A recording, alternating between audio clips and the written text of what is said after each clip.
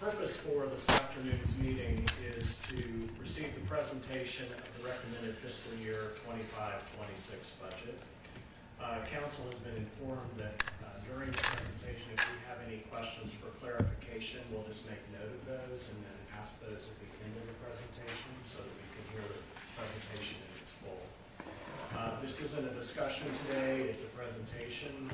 We have several additional public meetings that will be taking place, and we will announce those at the close of the presentation. So we want to make sure that you know how to best engage in this process. So I want to extend my gratitude to our city manager, Ms. Turner, and her budget planning team for your countless hours, and I would also add weekends, that you have given to prepare for this presentation. I know that you have done so carefully and thoughtfully, and we want to express our gratitude to you all for all of your extra time and effort. Before we move into that presentation, we do have a walk-on item for action, a request of the city attorney to convene in a closed meeting to consult with legal counsel regarding a certain legal matter requiring provision of legal advice by the city attorney pursuant to section 2.2-2711A7 Code of Virginia as amended. I need a motion and a second, please. So moved. Second. Madam Clerk, will you please call the roll? Ms. Powers. Aye. Mr. Bacon. Aye. Ms. Sanchez-Jones. Aye. Vice Mayor McGuire. Aye. Mr. Nash. Aye. Mr. Paulson. Aye. Mayor Cobb. Aye. And following the presentation, we will recess to the closed meeting. Right at this time, it is my honor to welcome our city manager, Ms. Turner, and your team to present the proposed budget.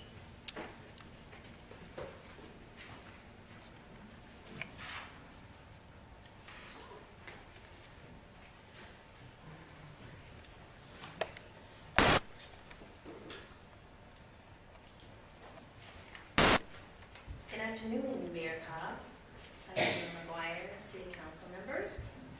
I am pleased to present to you and the residents of the City of Roanoke my proposed budget for FY or fiscal year 2026.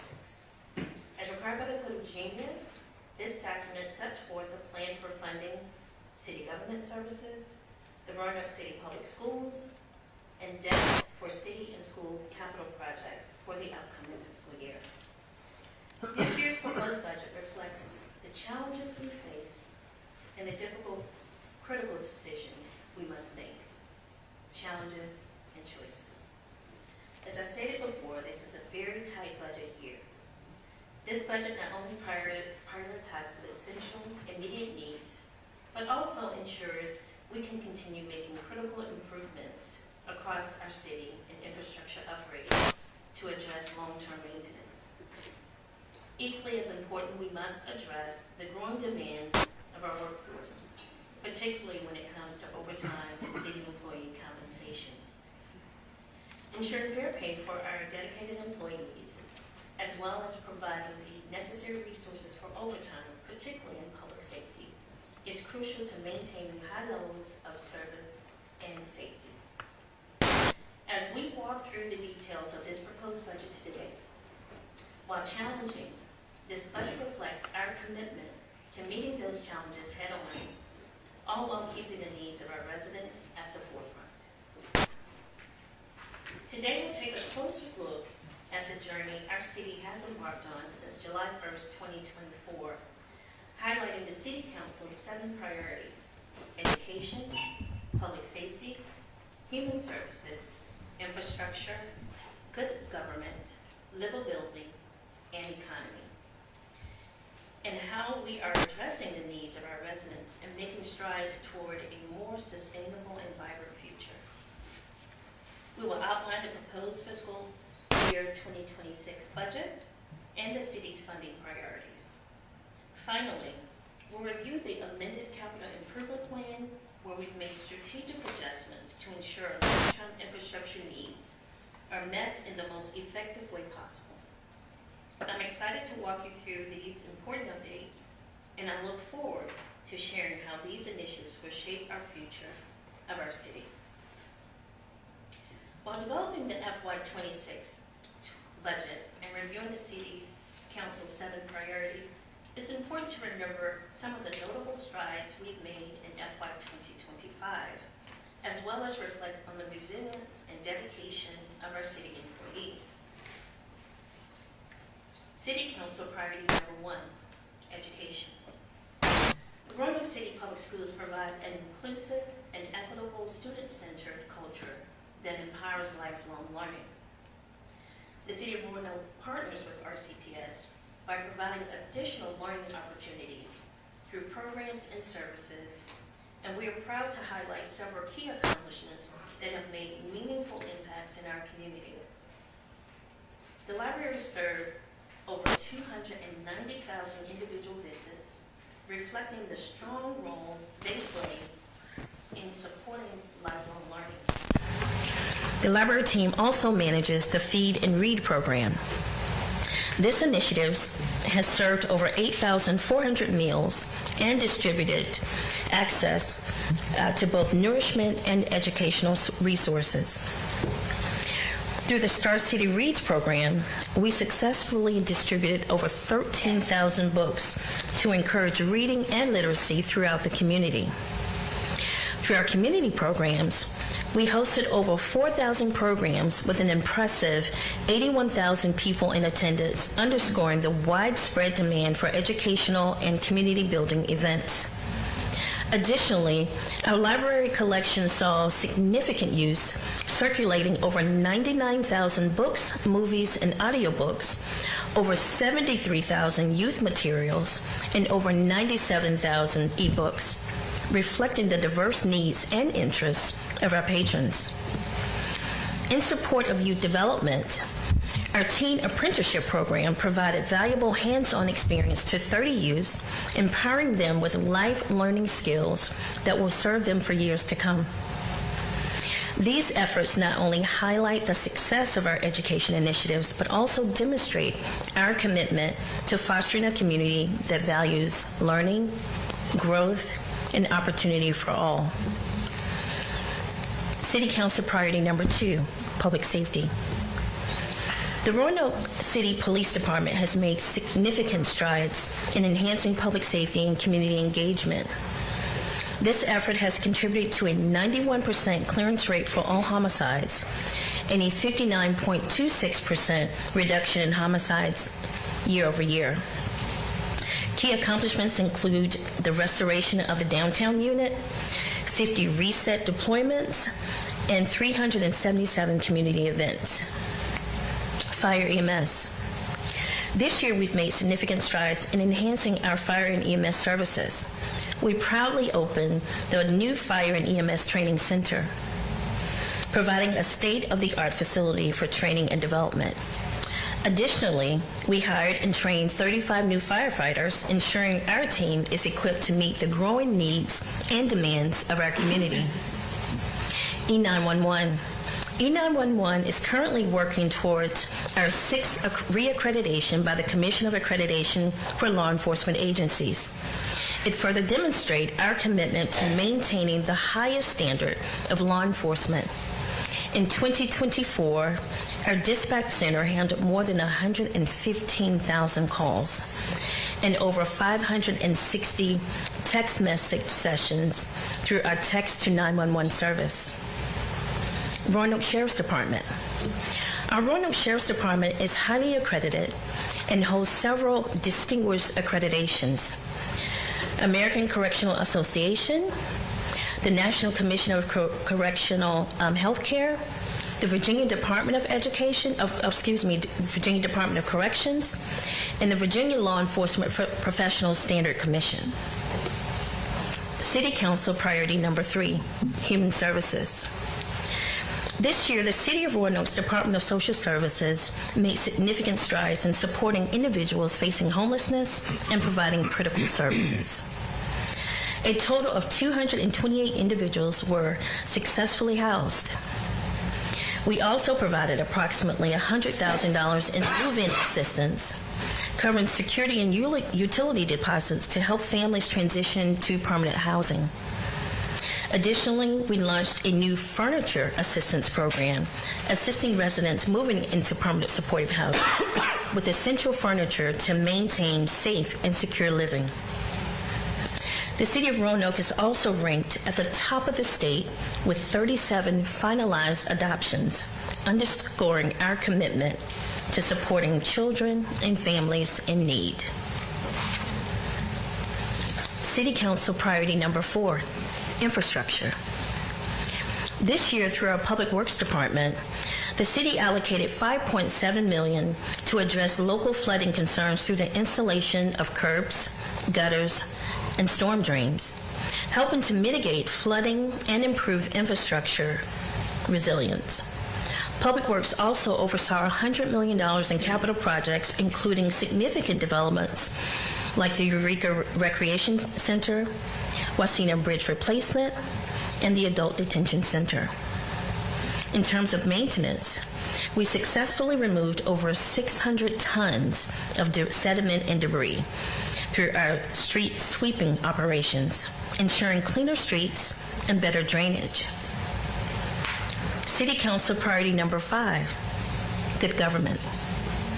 This year, we hosted the Mayor's Business Summit with over 100 businesses in attendance, fostering collaboration and growth within our local economy. We also celebrated the opening of the Melrose Plaza grocery store, a key milestone in revitalization of the Melrose community. The city's Office of Communications and Community Engagement has also been recognized with several prestigious awards: the Savvy Award, the VML Pace Setter Award, the VML Award for the Lock-In Safety and Unlock Hope initiative, again, underscoring our commitment to promoting safety and support in our community. City Council priority number 6, livability. This year we saw an incredible 44,000 attendees at GoFest, with an estimated economic impact of over $3 million, highlighting this event's success in bringing businesses, visitors, and the community together. We also launched Engage Ready Roanoke, a nonprofit capacity building program designed to support and empower community-based organizations. Our commitment to arts and culture is reflected in the allocation of $20,000 for public art projects throughout the city, enhancing our public spaces and encouraging creativity. Additionally, we're excited to announce that the Washington Park Pool is scheduled to open this summer, providing residents with a much-anticipated recreational facility. And finally, but certainly not least, City Council priority number 7, economy. This year, we celebrated a significant milestone with the arrival of Amazon, which marks a major boost to our local economy and job market. Amazon's presence has not only created jobs, but also contributed to the continuing growth and vibrancy of our community. In addition, Financial Empowerment Center assisted 165 residents, helping them reduce more than $200,000 of non-mortgage debt. Furthermore, the Economic Development Authority has invested over $735,000 into initiatives that are driving long-term growth and prosperity for our city. We also saw a 3.5% increase in the average annual wage per worker, reflecting the positive economic impact of recent developments. These efforts, combined with Amazon's contribution, continue to position Roanoke as a thriving hub for business and opportunity. Challenges and choices. As I've stated, this was a very tight budget year and challenging budget year, and very tough choices will need to be made.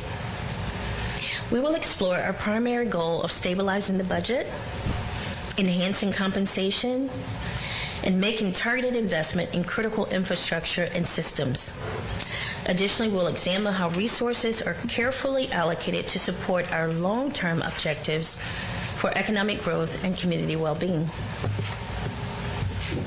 Challenges and choices.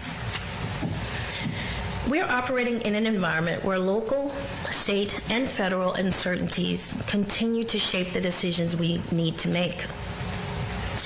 These external factors, such as fluctuating funding levels, shifting policies, and potential changes in regulation, present ongoing challenges that require us to be adaptable and strategic in our planning. As we work to create a balanced budget, we must consider how these uncertainties could impact our financial position and adjust our decisions accordingly. A key component in the development process of this budget was focusing on stabilizing our financial foundation by actually aligning the budget with actual expenditures in order to ensure our spending matches the resources that are available. This alignment is a critical step in maintaining long-term physical health. However, stabilizing the budget is not a one-time task, as we must establish a multi-year, multi-pronged approach. Over the next 5 years, we will continue to monitor and adjust the budget to build a more sustainable financial framework for the city, ensuring that we are prepared for future challenges. Another key priority in this proposed budget is the investment in our employees. We recognize the importance of keeping living wages in line with inflation and rising costs. A cost of living adjustment ensures that our employees' salaries remain competitive and allow them to maintain their purchasing power. SWAN personnel and public safety will be advanced to their next respective step. This adjustment will keep pace with the market, these functional areas that are critical to our community. Additionally, we committed to providing a living wage for all employees. This will ensure that all employees, all workers, regardless of their role, are earning enough to meet basic living expenses, promoting financial stability and workforce satisfaction. Together, these efforts in compensation will help maintain a motivated and effective workforce, which is essential for the continued success and safety of our community. A significant focus on the proposed budget is also continuing targeted investment in critical areas that impact the well-being and functionality of our city. We have prioritized infrastructure, facilities to include parks and recreation facilities, public safety facilities, library facilities. Economic development is also a priority. Supporting economic growth is essential for the city's long-term prosperity.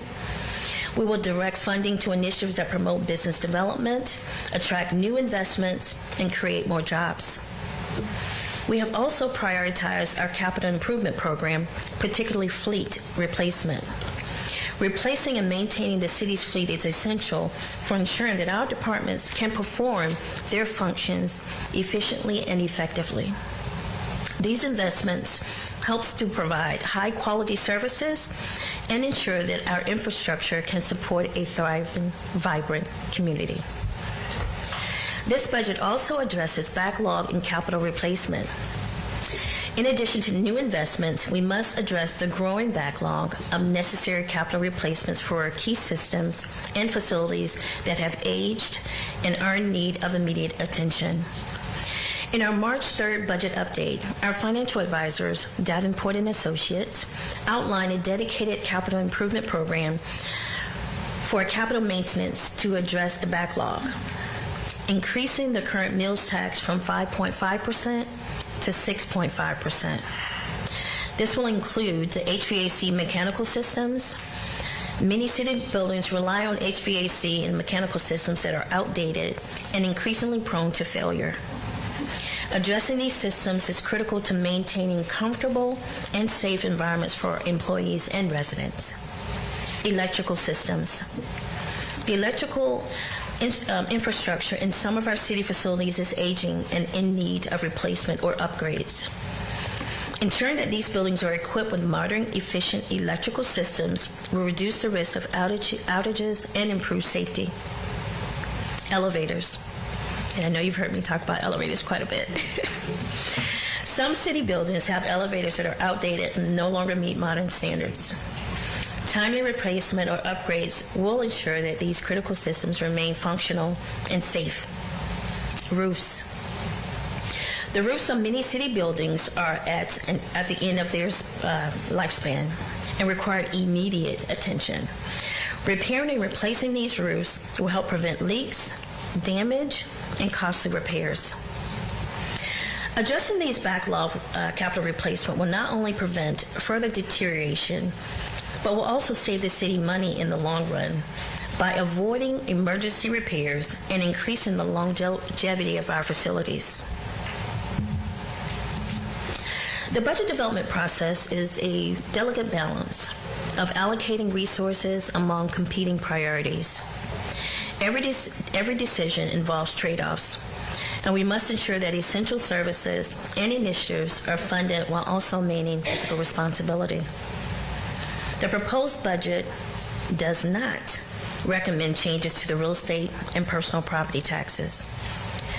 The proposed budget does recommend an increase in meals tax. The proposed budget also seeks to decrease the expenditures and the reliance on vacancy savings and debt. The proposed general fund budget for the upcoming fiscal year is balanced, totaling $403,689,000, which represents an increase of $24,583 compared to the previous year. As part of this budget, there's also a 10% increase in the Emergency Management Services transportation fee, reflecting the ongoing adjustments needed to support essential city services. These changes ensure the city's financial stability while continuing to meet the growing needs of the community. Our FY 2025 revenue base budget, $379.1 million. That number plus the projected incremental revenue of 24.6 equals the FY 2026 proposed base budget of $403.7 million. And we're going to get into the expenditures. So the total incremental revenue by major category for the year, again, amounts to $24.6 million. Of this, $15.4 million comes from the general property taxes, while $1.87 million is generated from other local taxes. We saw a decrease in permits, fees, licenses, and that's estimated to be about $500,000. Fines and forfeitures were estimated incremental of $8,900. Revenue from money and property total about $1.5 million. And the intergovernmental revenue, which is state and federal, amounts to about $5.6 million. Charges for services contribute to about $621,000. Additionally, there's a 10% increase in the fire EMS medic transport fee. These categories represent a diverse range of revenue sources that support the funding of essential city services and initiatives. Expenditures. Some of the key budgetary allocations include a $5.1 million change in base pay, with an additional $4.6 million allocated for a 3% cost of living increase adjustment for general employees and a full step increase for public safety, and a multi-year approach to a living wage for employees. The social services reimbursable programs will receive $8.16 million, and $4.23 million will be dedicated to technology and other contractual services. Additionally, $2.03 million will be allocated for overtime wages. About $2.46 million will fund the sheriff's increase in their medical contract. The budget also includes about $200,000 for temporary wages and another $464,000 for external agencies. and about $900,000 for other miscellaneous expenses. The base budget is also being reduced by $3.54 million as part of the ongoing effort to align resources with the city's financial priorities. The proposed FY26 budget does recommend an FY 2025 level funding of $106.9 million for Roanoke City Public Schools. This recommendation of level funding recognizes the financial position of Roanoke City Public Schools. With the financial assistance the city has provided to Roanoke City Public Schools, they have successfully been able to improve its performance compared to the prior establishment of the formal policy. Roanoke City Public Schools fund balance has significantly increased.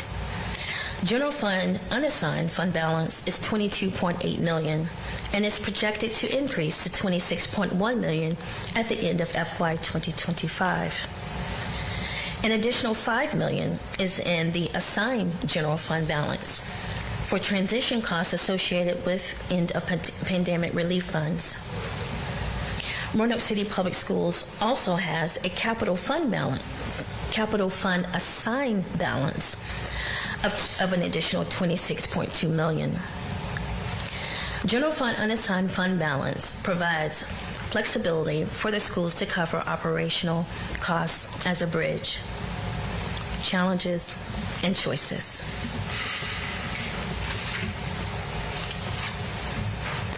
There are also several unfunded priorities that are not included in the current budget, such as critical needs for our social services, technology and other contractual increases, overtime and temp wages that total $4.6 million. And that is on top of the $3.5 million that we reduced from our base budget. We understand challenges and choices. Mayor and council members, city council members, allow me to provide you an additional option to increasing revenue for the FY 2026 budget process. Again, challenges and choices. We're proposing a capital maintenance improvement program to be funded by an additional 1% meals tax. This slide, however, shows an additional 0.5% to the meals tax, totaling an additional 1.5% to the meals tax, taking it from 5.5% to 7%. The proposed meals tax revenue will be utilized to further fund the priorities mentioned on the prior slide. For example, the half percent or $2.02 million will provide an additional $1 million in overtime funding for a total of $3 million. This increase will be approximately half of what was spent in overtime in FY 2024, which was $6.3 million. Additionally, we'll be able to fund temporary wages by an additional $855,000. These funds will be used primarily to address the temporary wage needed to operate the Washington Park Pool and Eureka Center, as well as the general services outsourcing costs within the facilities division and custodial services. Lastly, the remaining $167,000 of the proposed $2.02 million will be used to further fund our technology and other contractual services and increases, such as the increasing cost to maintain our fleet vehicles and internal technology upgrades, such as those required by our libraries, accessible to our community. Excuse me.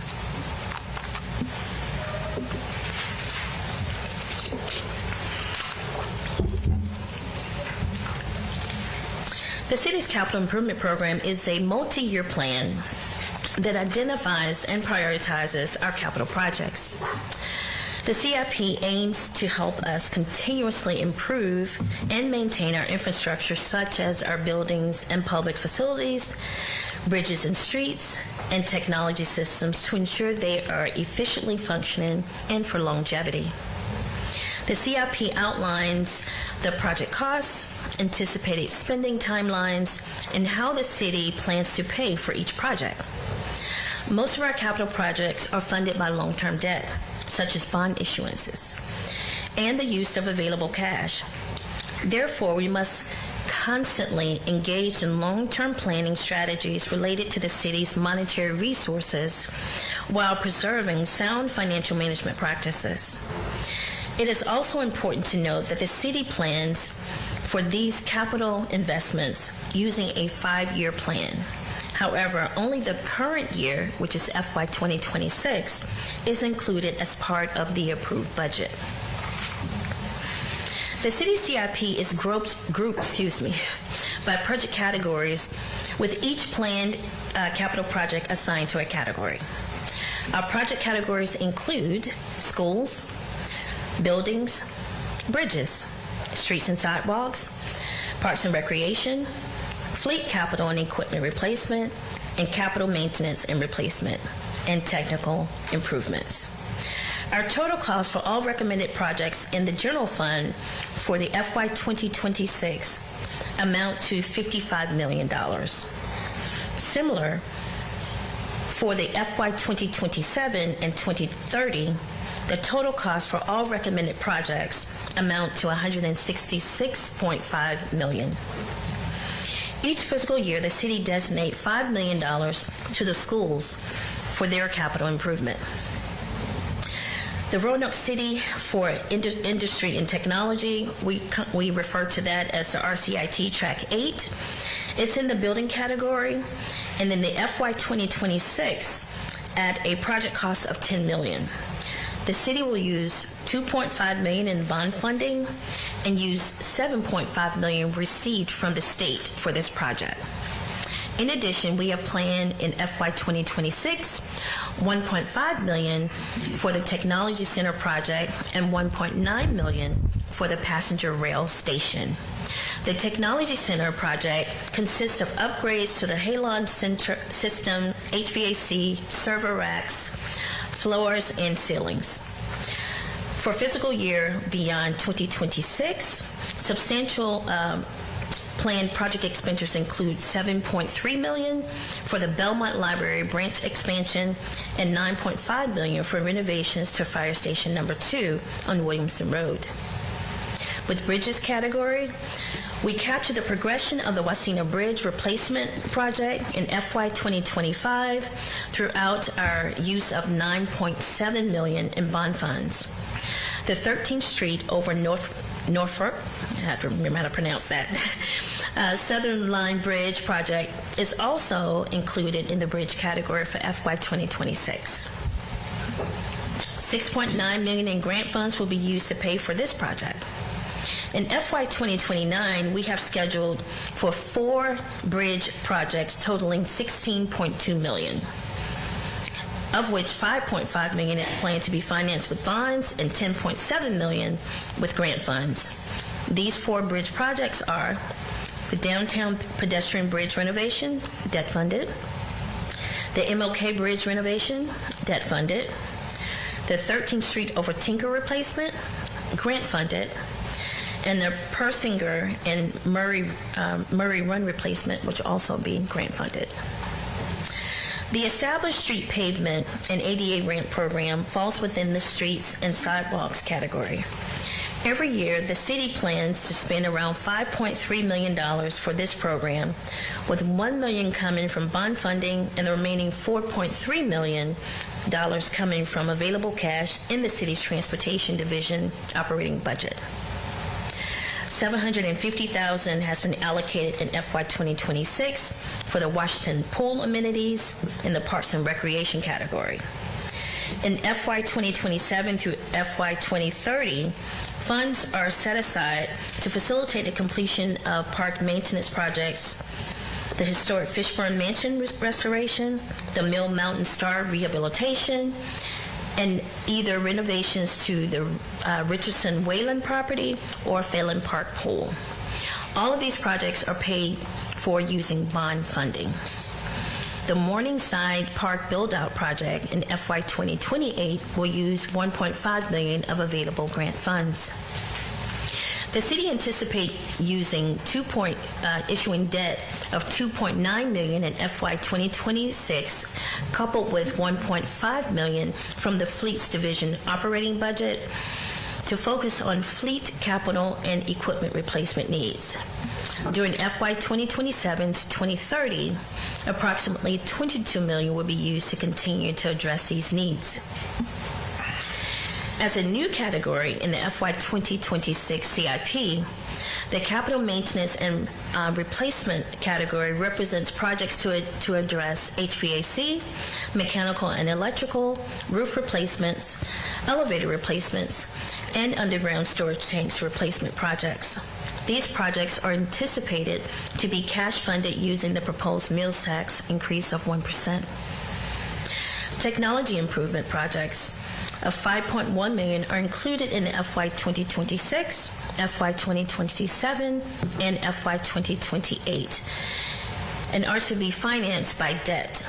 This category includes projects related to the global HR migration, global payroll and talent management, the planning permit system, virtualized prime site, and public safety mobile radios. In order to add new projects to the FY 2026, the city reallocated debt-funded projects that were previously planned for HVAC, structural roof replacement, fleet replacement, climate action, and the Internet Ring expansion projects. The proposed additional projects for FY 2026 include the Roanoke Center for Industry and Technology, that's the RCIT Track 8, the additional unit at the E911 Center, the Fire Drill Tower, the Technology Center, and maintenance for the Adult Detention Center. The proposed global HR system projects are also included in the FY 2026 as part of the information technology category. The FY 2026 proposed budget includes 20 projects, totaling $55 million in expenditures to be covered through the use of $30.3 million in debt, $8.3 million in cash, or what we call pay-go, $14.9 million in grants, and $1.5 million in project contingency. The FY 2027 to 2030 proposed CIP budget includes projects totaling $166.5 million in expenditures to be financed by issuing $109.2 million in debt, $45.1 million in cash, again, or pay-go, and $12.2 million in grant funds. The stormwater, Berglund Center, and parking funds are separate from the city's general fund. Each of these funds plan for capital improvements each year and use debt or cash to pay for the project expenses. The stormwater fund CIP around 3.5 to 3.75 million of project expenses each year through 2030, using mostly debt to finance the project costs and available cash.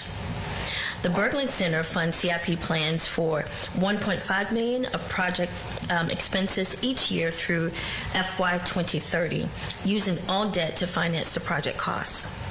And lastly, the Parking Fund CIP is currently planning for $450,000 each through FY 2028, using all cash funding to pay for the project costs. This is the first.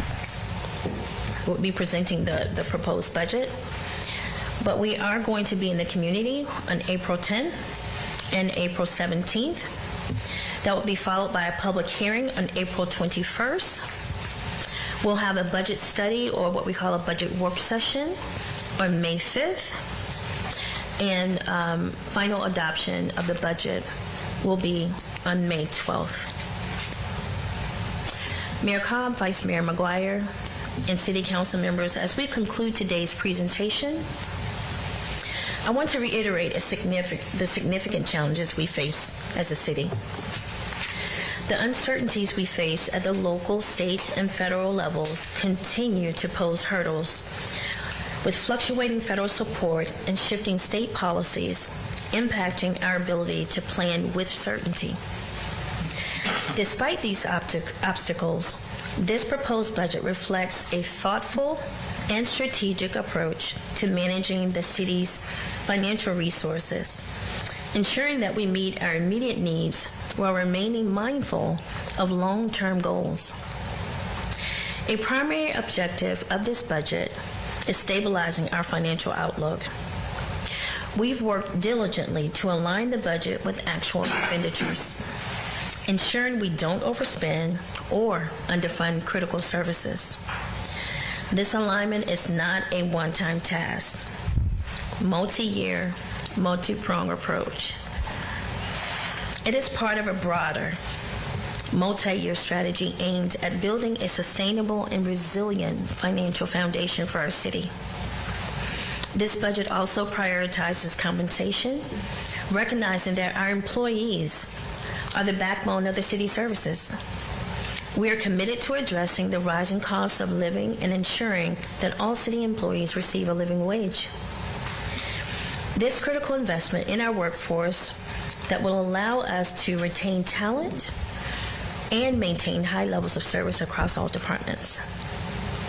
Additionally, despite the constraints of a tighter budget, we continue to focus on targeted investments in our infrastructure, public safety facilities, parks and recreation amenities, libraries, and fleet replacement. These investments are essential to maintaining and improving the services of our community and the services that our community relies on every day.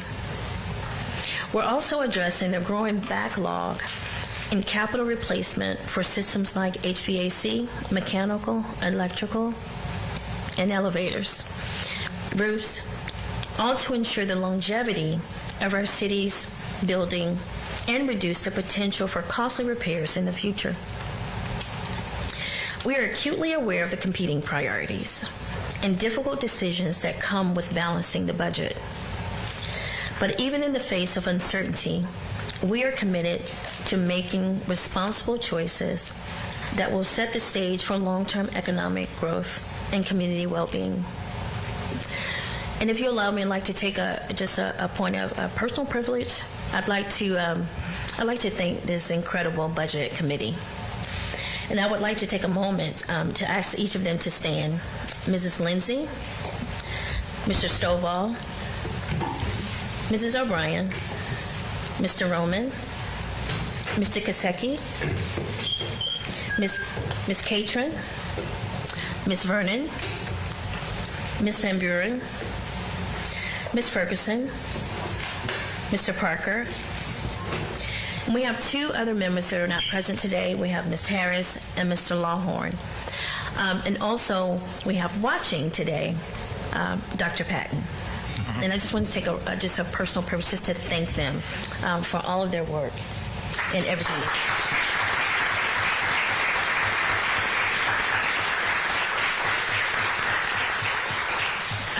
You all can be seated. I also wanted to take an opportunity to thank the department directors. It was tough. I mean, we went through the budget methodically, and we worked on cutting those things that we knew that we want, and some of it that we need, but we prioritize. So it was tough, and I'm hopeful that when you get your budget books and you're able to delve into every page of it, that you'll see the work that went into it, that you'll ask questions, allow us to be able to answer those questions. We do have a kind of a process that will be helpful for us to make sure that we're answering your questions in a timely manner. I'll be happy to go over that in a little bit. But in closing, I would like to say thank you. Thank you for your support. Thank you for your attention, and for being a part of this journey with us. Together, we can continue to make progress toward a stronger and more resilient future for our city. I look forward to working alongside you for the vision that you all have, so we can bring that vision to life, no matter the challenges we face along the way. I'm grateful. Thank you. Thank you, Ms. Turner.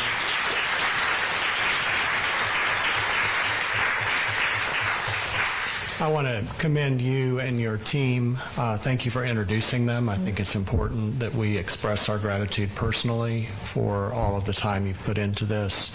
My gratitude to everyone who's come today. I think this is probably the largest crowd I've seen in 8 years for a budget presentation, but it's critical to the life and health and vibrancy of our community. Thank you for your thoroughness. You've been here a little over 2 months, and the investment that you have made already is significant, and I think it's a testament to your character and your hard work for our city already, so thank you for that as well. Thank you. I'm going to ask council if we have any questions of clarification from the presentation. I would just like to say the same as our mayor. There are times up until this point when I sat out there with the rest of you, and I'm just so honored that we have the staff that we have, and you're so right about taking care of our staff, because that's the reason why you've been able to get to where you are, and I appreciate what you've done and the long hours that it has taken for you to get to this point, so thank you very much. Thank you. Yes. Questions? Mr. Hagan? I just have a quick clarifying question. Do you have specifically how much money we receive from the federal government? I do have that. Do I have that now, Ms. Ferguson? Oh, we'll get that to you. So we're going to use that as a question, Okay. and so we'll respond to all of you. Yes. Could you review just real quickly the process piece that you mentioned? Yes. Yeah. So when you get your budget books today, in order to make sure that we answer your questions in a timely manner, we'd like for you to provide your questions to us every week by Wednesday. When you provide by close of business on Wednesday, if you provide it to us by the close of business on Wednesday, we will respond to you by close of business on Friday. We do have a website, so in your budget book, not a website, we do have a specific email address so you can send all of your questions to. And the clerk's office also have access to that email box. So as an example, when you get your budget books, every question that you send to us by Wednesday the 26th, we'll respond to you by Friday the 28th. And it'll go to the entire council because we want to make sure that everyone has the same information. So whatever question that you ask, we'll give it to everyone. And if we see some redundancy, we may add the questions together. You'll still see the questions, but we'll respond to it that way. And the last day to ask questions for a clear response will be on, do you remember the date, Mr. Cassett? I think it's April 30th. Or is it the 25th? Is it 30th? It's April 30th. Because that will be right before the budget work session. Okay. Thank you for that. And for the public, I want to remind everyone of some upcoming opportunities. Again, this budget will be posted on the website. And did you say there's a dedicated page for that? Yes. So the draft proposed budget will be posted today, as well as your questions and answers. Okay. April 10th, and the information about these meetings will go out through our community engagement, so Yes. it will be very well publicized, but I'm giving you a head start on when they're going to be. Thursday, April 10th, from 7 to 9 p.m., public meeting on the budget will be held at the Unitarian Universalist Church, which is near Patrick Henry. On Thursday, April 17th, the public meeting on the budget will be from 7 to 9 at Pilgrim Baptist Church off 8th Street. The public hearing on the budget will be on Monday, April 21st during our 7 o'clock p.m. meeting. The budget study and work session will be at 9 a.m. in the chambers here on Monday, May 5th. And then the final meeting to adopt the fiscal year 26 budget will be Monday, May 12th, here at our 2 o'clock meeting. So all of that information will go out. I will also say, if you've not signed up for Roanoke City alerts, you can do that on the website, and you can sign up for every alert that you want. And you can sign up to receive emails, you can sign up to receive text messages. So you have an opportunity to hear from the City of Roanoke multiple times a day, multiple times a week if you would like to. But it's a really great way to stay informed about what's happening in the life of the city. All right. Thank you, Ms. Turner and team. We're grateful for you. We are going to recess into a closed meeting, and then at the close of that closed meeting, we will come back to certify the closed meeting and adjourn for the day.